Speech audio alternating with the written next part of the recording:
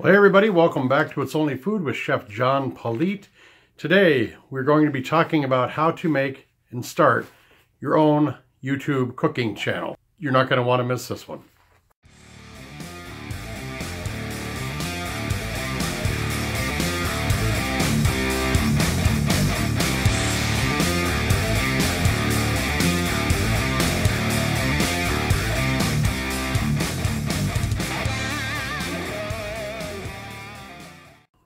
All right, well, thanks a lot for joining us today, and welcome back to It's Only Food with Chef John Politte. If this is your first time joining us today, please feel free to hit that subscribe button down there in the corner and then hit that notification bell so you're notified each and every time we upload new content. Well, like I said in our opening, we're going to show you a quick tutorial on how to do a YouTube cooking channel, and today's topic is going to be scenes, shots, and angles.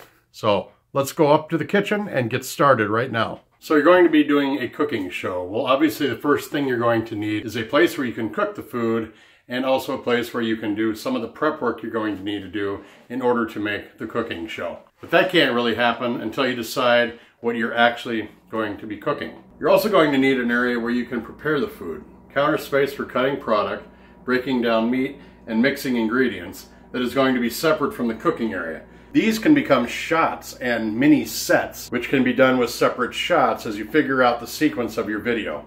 Each shot will have a variety of camera angles, so always decide on the angles you want to do with each shot before you start filming. Well, most of my shows are opening shots, telling the audience what we are making, list of ingredients of what I am preparing, some prep work for the specific recipe, and then either cooking and assembling everything to its completion, multiple shots of the finished product, and then a closing shot of me tasting the food and saying goodbye to the viewer. Now, your recipe is very important. If you have a recipe and you're going to use a recipe, make sure that you give it attribution if it comes from another source, if it's not yours. But the best thing about using a recipe is that it's very much a template for how you want to do your show. You've got your ingredients, and then you've got what you're going to do in the show by the way of assembling the food and cooking it. People are always looking on the internet or in YouTube to see how a recipe is done or how to make something. So if you do your show according to the recipe, not only will it give your content how-to authority on YouTube, but will also help very much in getting your show structured on a consistent basis. So now that we're shooting the food, we're having different angles, we're having different scenes, and we're having different shots. Now, along with the food and making sure you've got the food in all those shots, angles, and scenes, you're also going to have to move and readjust your equipment as you go along. You're going to need good lighting to make sure each angle, scene, and shot is well lit. You're going to have awesome sound to make sure that your audience can hear what you're talking about, but also be able to hear the food talk too. You don't want to have background noise in the background, say like a TV going or a radio or the kids fighting down the hall. You want to have it quiet on the set, as they say, quiet on the set. You want to have it quiet so that people are concentrating on what you're saying and not trying to listen to what's going on in the background. And you want to make sure that when your camera is working as well to capture the scene, angle, and shot that you want in each camera angle, camera shot, or scene that you're shooting, so that your audience is seeing what you want them to see. And it's also a good thing to point out right now too that you make sure that your equipment is on, because there is nothing more frustrating than doing a scene and then going back over to check it and seeing that your camera wasn't on at all. The best way to do this is to do a lights, camera, action before each scene. I know that sounds kind of corny and old-fashioned, but it had to have come from somewhere, and there was probably a very good reason for that. Another way to avoid all this is to, after you've done your scene, take your camera.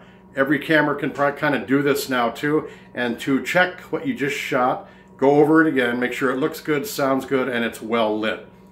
I will be breaking down these three components of lighting, camera, and sound in future videos to get more technical about each component, and I have invited a few of my friends that are creators on YouTube as well to join in on this, to do a collaboration video with this, because they have more technical skills than I do in these areas. Look below in the description box below, you will see my Amazon affiliates that shows each piece of equipment that I use in doing one of these shows, and a link to those so you can check it out too. Always remember to use camera angles, shots, and scenes. That will give you high quality video content all the way through your video. Make sure you have room in your kitchen or wherever you're cooking, so you've got room to move around, set up your shots, set up your scenes, and enough room for all your equipment that you have, plus what you're doing in the way of cooking throughout that video.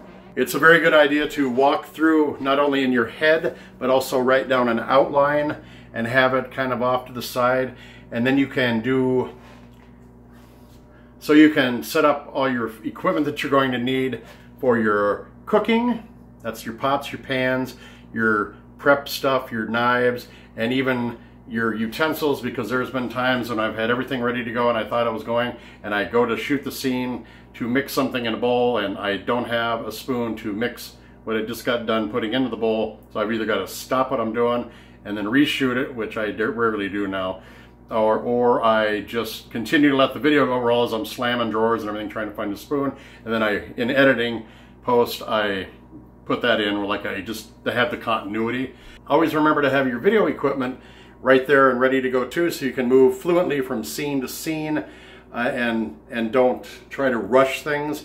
Always be consistent with your videos so you can get nice clean shots to communicate what you want people to see in your videos. Make sure you have good proper lighting to light up that shot. So there's nothing worse than trying to watch a video that has bad lighting and you're trying to figure out what it is. There's too many shadows or it's not well lit. Make sure your sound quality is good as well, so that your audience can hear what you are saying concisely and clearly, and they can also do what's most important in a cooking video, and that's to hear the food talk.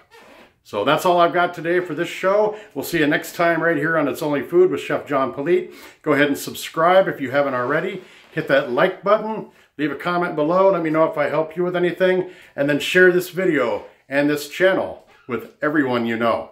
Have a good one, and we'll see you next time right here on It's Only Food with Chef John Politte. Bye-bye.